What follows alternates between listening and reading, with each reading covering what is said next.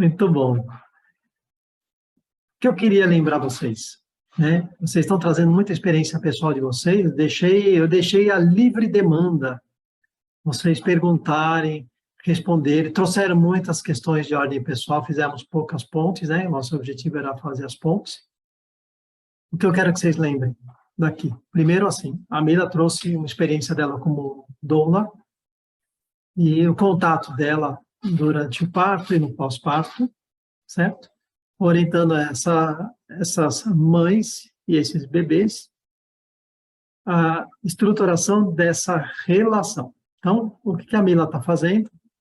O que acontece com a mãe que amamenta? Ela começa a estabelecer uma relação. Não estou dizendo que não existe uma relação antes. Existe uma relação muito forte dentro do útero, mas nós estamos estabelecendo uma relação agora, depois desse primeiro nascimento, né? Disse que existem alguns nascimentos. O primeiro é quando a gente sai do útero da mãe. O segundo é quando a gente sai de casa e vai para a escola. Né? E o terceiro é quando a gente sai da escola, da casa, se forma casa, e forma o nosso terceiro útero, nosso núcleo familiar. E a partir daí a gente se reproduz e produz outros rebentos. Né? Então, nessa saída do bebê do útero, ela começa, lá dentro do útero, essa criança é uma coisa só com a mãe, né? Ela está contida nesse útero, então ela é o conteúdo que está contido no útero, que é o continente, tá? Então, repetindo, essa criança, ela é o conteúdo que está contido, certo? No continente. A mãe é que dá esse continente, na verdade é o útero que dá esse continente. Para essa criança que está lá dentro da barriguinha da mãe, não existe mais nada no mundo a não ser ela e esse universo uterino que a cerca. Só que a gente deve lembrar que esse útero, esse universo uterino, eles estão conectados a essa criança pela placenta. Então, para a criança, a placenta, o útero e ela é tudo a mesma coisa. Então, essa criança, ela vive num processo de ambiguidade, numa relação de fusão com um objeto que ela nem sabe que existe. Ela é a única coisa do universo. Aí essa criança nasce, e quando ela nasce, ela vivia dentro da barriga da mãe a uma temperatura de 37 graus Celsius, recebia o alimento na veia, não precisava nem ter fome, não tinha fome, não fazia esforço, né? Tinha poucos problemas lá dentro. De repente ela sai, né? Quando vai chegando perto dela sair, começam a surgir os problemas, né? O útero vai ficando pequeno, porque ela vai crescendo, ela vai sentindo que o mundo vai ficando pequeno, e aí ela é literalmente expulsa lá de dentro, passa por um canal minúsculo, okay? Sofre horrores, tem o crânio deformado, os ombros deformados, a bacia deformada para poder sair, e sai.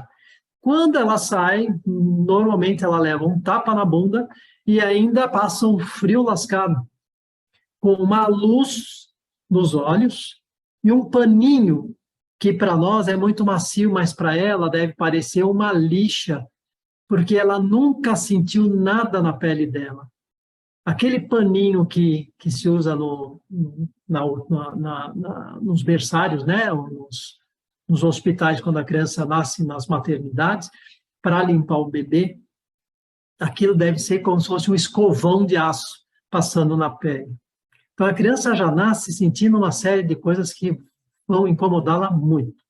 Como se não bastasse, né? Ela não sabe o que aconteceu. Quando ela nasce, ela perde essa continência desse útero, o braço fica solto, as pernas ficam soltas, ela tem uma sensação que ela vai se desmontar, porque ela não sabe que existe uma articulação, que está tudo articulado, é como se essa coisa fosse se dissolver em vários pedaços.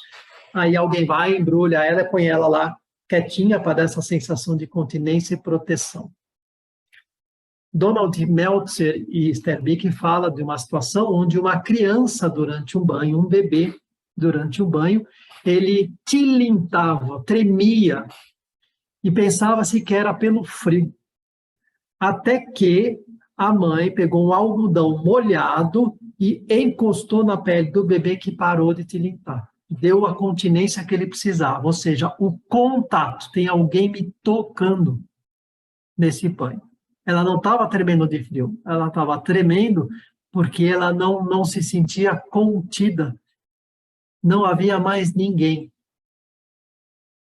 Tudo bem. Essa criança tem uma coisa ruim dentro dela que ela não sabe o que é, que nós vamos chamar de fome, tá? Essa fome vamos traduzir como uma dor lá dentro, nas vísceras, nas entranhas. Então ela sente uma dor, um incômodo, né? E se de repente alguém oferece o peito, ela mama, esse leite é introjetado, isso faz a fome passar, a dor desaparece. Que legal! Estou saciado. Pena que dura pouco, porque passa alguns minutos, vem uma cólica dos diabos. A barriga dói. Dói. E a criança deve imaginar alguma coisa do tipo, deve ter algum objeto dentro de mim, uma coisa, né, que me come por dentro e que está me consumindo, né, uma coisa que me destrói por dentro, que eu estou louco para colocar para fora. Mas eu não sei o que é. E aí a minha única saída é gritar. E quando eu grito, eu ponho para fora, eu projeto. Essa relação de colocar para dentro, saciar e na dor colocar para fora, gritar, é o primeiro mecanismo de comunicação. E toda subjetividade se constrói a partir da comunicação, a linguagem. A comunicação verbal, a comunicação não verbal, como a gestual. Ok? A comunicação corporal, os nossos odores, os nossos cheiros, a cor da nossa pele, tudo aquilo que o corpo pode transmitir, além da voz.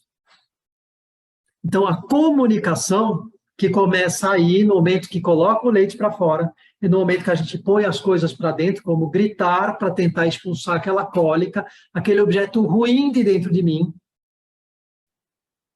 Esse é o primeiro mecanismo para a construção de uma subjetividade.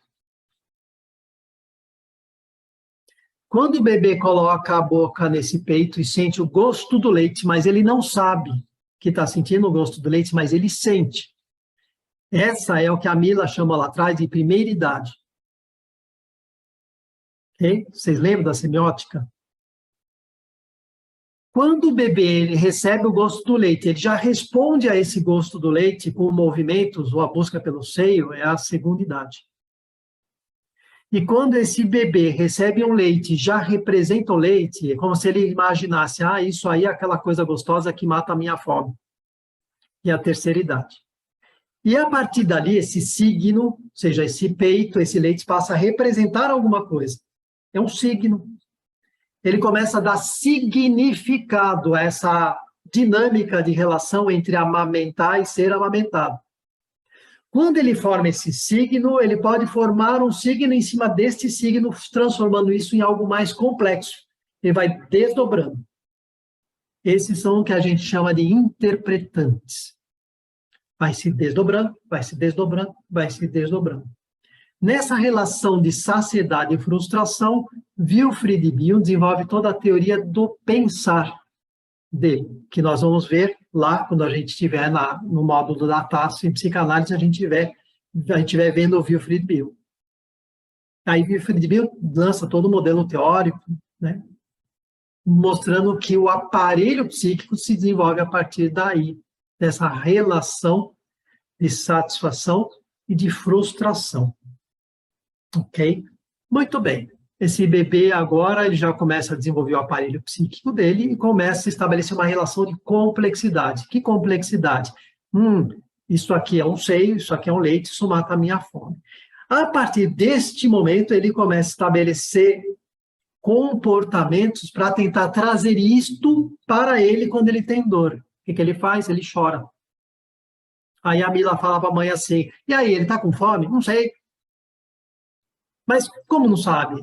Não sei. Quer dizer, para que essa criança consiga requisitar dessa mãe, ela consiga fazer com que essa mãe perceba que ele tem fome, este bebê tem que adjudicar Ele tem que depositar nessa mãe um papel, ou seja, ele tem que solicitar dela o papel de mãe que sabe quando ele tem fome. Então, ele, como depositante, vai depositar nessa mãe o desejo dele de ser percebido, desejado, visto e cuidado.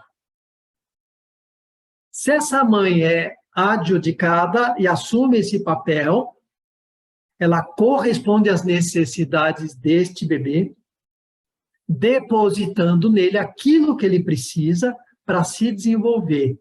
Por exemplo, o leite, que dá proteína, vitaminas, sais, minerais, tudo o que ele precisa de nutrientes para se desenvolver e desenvolver o aparelho psíquico, o hardware, os neurônios, para fazer glutamato, para fazer serotonina, noradrenalina, para fazer GABA, ele precisa disso tudo. Ele precisa do leite para construir essas coisas todas. Ok. Além disso, dos nutrientes, pelo leite, a mãe está colocando dentro dele alguma coisa que ele está, então, introjetando, e a partir da introjeção e, mais uma vez, da projeção, ele vai aprendendo a estabelecer uma comunicação com essa mãe. Então, o período de amamentação é um passo primordial, se não o primeiro passo mais importante, na hora da criança desenvolver a sua capacidade de comunicação, que pode estar prejudicada quando essa mãe adjudica a essa criança um papel e a criança não cumpre. Por exemplo, essa mãe tem um filho ideal e, de repente, nasce o Dumbo. Quando a gente fala sobre esse assunto, a gente costuma falar do desenho, né, do Dumbo. Lembra do Dumbo, do elefante que nasce com uma orelha desse tamanho, que a mãe dele desejava ele perfeito, e depois ele supera isso tudo, voando com aquela orelha e comprando um trem de circo novo só para a mãe, né? Esse é o sonho da mãe, a mãe adjudicando um papel para o bebê. Eu quero que meu bebê seja perfeito. Aí o bebê nasce com um problema qualquer, não é perfeito. Não é como ela queria, não adjudica esse papel e essa comunicação está prejudicada. Quando essa comunicação está prejudicada, você vai ter desvios no desenvolvimento. Ok. Eu vou explicar de uma outra maneira. Isto é um cérebro. Isto aqui é não sei o que é isso, porque isso é incognoscível, isso é um objeto. Só que a luz que bate nele reflete nos meus olhos, eu tenho uma representação do que é um carimbo e eu vou chamar isso de carimbo, mas o Pedro podia chamar isso de qualquer outra coisa. Se ele tivesse uma outra experiência e uma outra representação disso. Então, tudo que está à nossa volta, nós construímos aqui. Quando chega a imagem de um objeto, por exemplo, um peito, o gosto do leite, né, a visão da mãe, de qualquer outra experiência fenomenológica, ela é introduzida em mim junto com um valor que é agregado, de satisfação ou não, ele vem para dentro de mim, o meu cérebro vai construir a minha interpretação, o meu entendimento daquilo que eu estou vivenciando, vendo, sentindo cheiro, ou essa satisfação que eu sinto ao tomar o leite, ou esse carimbo, ou qualquer outra coisa. Então, a realidade, aquilo que chamamos de realidade, não passa de uma construção que a gente faz aqui, a partir da luz que entra pelos nossos olhos, pelo cheiro, pelas moléculas que geram o odor, que entra pelo nosso nariz, pelo paladar, pela audição, pelo toque, pela propriocepção, minha relação com o ambiente a partir da gravidade. Todas essas informações chegam aqui e eu estabeleço um entendimento, só isso, um entendimento do fenômeno que está fora de mim ou de qual eu acho que eu faça parte. Até aqui tudo bem? Não significa que não exista uma realidade. Não é um solipsismo, né? Não tem um ideal, não é um processo de fenômeno ideal. Ou seja, não significa que só existo eu e o resto tudo é interpretação. Vocês existem. E eu entendo que todos nós somos incognoscíveis, né? Incognoscíveis. Ou seja, Nós nunca vamos ser compreendidos a partir do objeto real, mas sempre pelo fenômeno, porque a única coisa que o cérebro é capaz é de interpretar fenômeno. Bom, o que isso tem a ver com leite? O bebê que sente esse leite, ele tem um cérebro e ele vai ter que estruturar isso tudo e fazer essas coisas se encaixarem. Enquanto a comunicação fica no nível da criança como sujeito e um peito, a gente fala que essas relações são com objetos parciais. Essa ideia de objetos foi introduzida em 1934 pela Melanie Klein, numa conferência, quando ela apresentou também a posição depressiva. Ela falou da clivagem de objeto. Freud tratava o objeto muito mais ligado às relações com pulsão. Melanie Klein fala da clivagem do objeto, em seio bom e seio mau, traz essa posição e toda a teoria objetal se desenvolve a partir dali. O que significa? Significa que a Milena, para mim, além da Milena real que está aí fora, como objeto total, que tem vontades, medos, etc. e tal, a Milena, para mim, ela é um fenômeno que representa a partir do tom da voz dela, da imagem que eu tenho dela, que aparece na telinha, ou pessoalmente, que eu a conheço pessoalmente, ok? Essa Milena, ela tem uma representação interna, tem um signo. Por exemplo, eu tenho um signo que representa o feminino. A Milena, para mim, é o feminino. E um monte de outras coisas. Então, a Milena é um signo na minha cabeça. Ela é representada, esse signo vai trazer um conjunto de elementos e vai gerar uma representação que envolve aspectos intelectuais, cognitivos, aspectos emotivos, né, sentimentais, aspectos físicos, né, sensoriais, cheiro, né, paladar. E todo esse complexo de coisas que a Mila representa, que a Milena representa aqui, a Mila, o Pedro, a Tássia, nós vamos chamar de objeto. Quando esse objeto, que são pessoas, mas pode ser objetos também, mas normalmente são pessoas quando se fala em psicanálise, quando esses objetos eles não são integrados e ambivalentes, quando não cabem coisas boas e ruins dentro deles, eu vou dizer que é um objeto parcial. Se eu separo esse universo em objetos totalmente bons e totalmente maus, eu vou dizer que é uma relação com objetos parciais de divalência. E quando eu pego esses objetos todos e eu misturo isso tudo, porque eu ainda não tenho a noção de bem e mal, não é porque cabe o bem e mal dentro dos dois como na ambivalência, mas eu não tenho, é tudo misturado. É tudo assim, aglutinado, colado, como a criança dentro do útero da mãe.